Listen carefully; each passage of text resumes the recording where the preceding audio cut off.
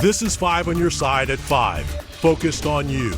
Right now at 5 this weekend, marking 1 month since recreational marijuana became legal in the state of Missouri. Just for the month of February, sales have already exceeded $100 million. Thank you for being with us. I'm Ann Allred. Mike Bush has the night off. An amendment allowing for recreational sales in Missouri passed in November 2022, which paved the way for dispensaries to open across our area. 5 on your side's Mercedes McKay joins us in the studio with a look at the success of the first month of sales. Mercedes? And to put the success into perspective, the first month of recreational marijuana sales in Illinois generated just $39.2 million. Compared to Missouri's first month with $102 million. That sales record includes $13 million from the first weekend alone. Dispensary owners tell me it's been an exciting and busy first month. Our main goal is to make sure that people who connect with us are as happy as they can be. Traffic inside Field State Dispensary in Florissant hasn't slowed down a bit. We went from seeing about 150 people a day to about 550 overnight. While it's been an exciting first month of recreational marijuana sales, General Manager Nick Wegman says they're making changes constantly to keep up with the demand. We've hired about 15 new people, intend to double that here in the next couple of weeks. More bags, more staples, more printer paper. Wegman says about 160 new people are walking through the doors daily, but patients aren't the only ones experiencing the benefits. I think just in general, the spirit of North County is lifted, so to speak.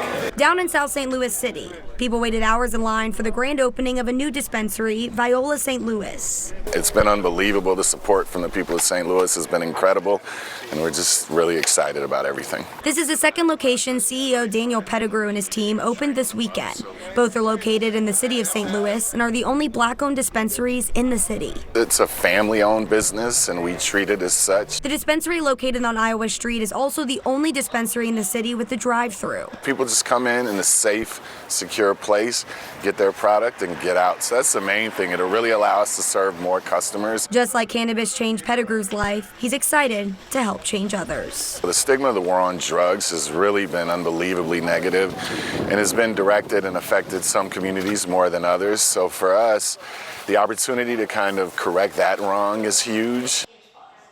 Field State Dispensary in Florissant is already looking to expand their building to allow more people inside. They're adding about 3,000 square feet and are hoping to do that in the next couple of months.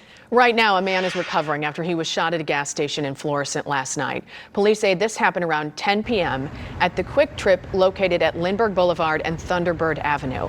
A 5 on your side employee shot video of the scene showing several officers looking at a gray car. Another video shows several evidence markers on the ground.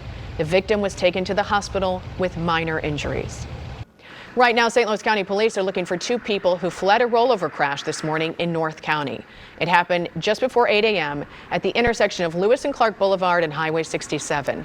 Police say the driver and passenger of the overturned vehicle fled the scene. An adult and child in the second vehicle were taken to the hospital for minor injuries. New information on the death of a St. Louis Fire K-9 Balco who died Friday night while assisting St. Louis police at the condemned Railway Exchange building. Today, police telling 5 on your side they received a tip of a deceased person inside the building, but they did not locate a body.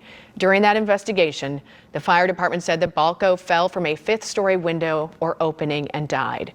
They also say his death was accidental. Right now, memorial arrangements for Balco have not been announced. An incident at the St. Louis Zoo temporarily shut down the primate house yesterday morning. The zoo is telling us that 2 swamp monkeys escaped from their habitat into a contained keeper hallway. They say a lock was accidentally left unlocked during routine cleaning. Zoo officials are stressing at no point did the monkeys make it into an area open to the public, and they were quickly returned back to their enclosure.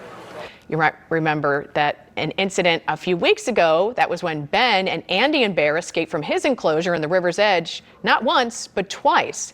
The zoo director telling 5 on your side after his first escape, that was February 7th, they added stainless steel clips to secure his habitat, but he still tore through them about 2 weeks later. After both escapes, the zoo said it would inspect his habitat and discuss ways to keep them secure.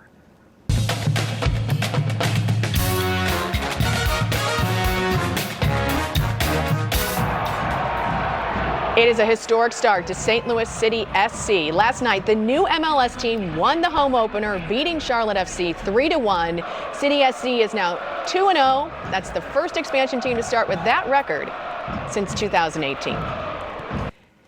City SC played in front of a sold-out crowd last night of nearly 22,500 fans. The energy before, during, and after that home opener set the stage for what is predicted to be a well-attended inaugural season. Many season ticket holders tell 5 on your side yesterday it was well worth the wait.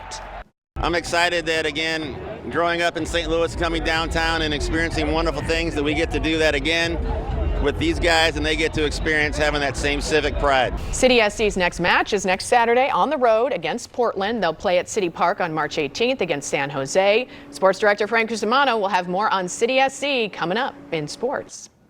St. Louis's new XFL team is also preparing for its home opener next week at the Dome at America Center. The Battlehawks will play the first of 5 home games next Sunday, March 12th at 3 p.m. against the Arlington Renegades.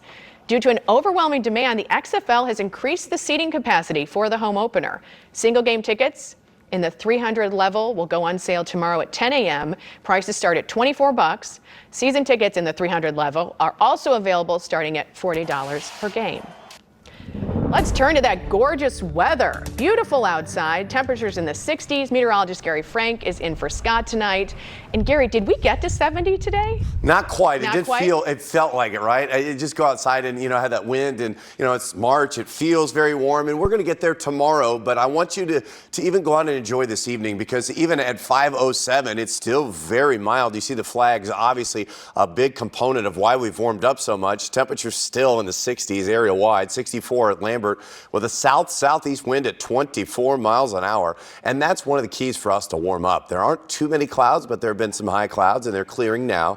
And as often the case, when we look overnight to see if those clouds will add kind of an extra insulation, a blanket, we don't need it because we have the strong wind out of the south. It continues right now. And what I want you to know now, tonight, we're only going to drop to 49. We're going to remain very mild. Keep in mind, our average highs this time of the year are in the low 50s. So we've got some drying out this week. And the key word is some, because everything is still very wet right now. The wind helped today, but we do have many rain chances in the forecast. Enjoy the warmth, not only this evening, but tomorrow as well. It is going to be very nice, even warmer, some 20+ degrees above average. But the key for us, we're back below normal. We know how this works. March, we're not done with it. It's going to get cold, and I don't have to talk about snow, but it's going to get much colder. We'll focus on that and how that impacts us the rest of the week.